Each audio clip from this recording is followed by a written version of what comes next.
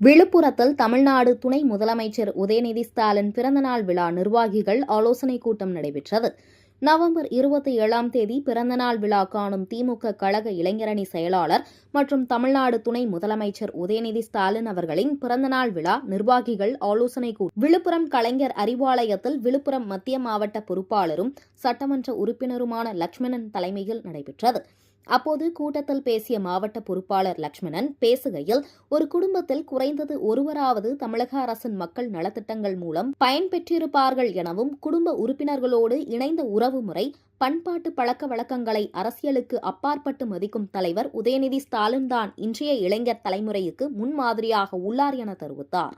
அதேவேளை அரசியலில் இளைஞர் எப்படி இருக்கக்கூடாது என்பதற்கு எடுத்துக்காட்டு நடிகர் விஜய், எப்படி இருக்க வேண்டும் என்பதற்கு எடுத்துக்காட்டு உதயநிதி ஸ்டாலின் எனவும் அவர் குறிப்பிட்டார்.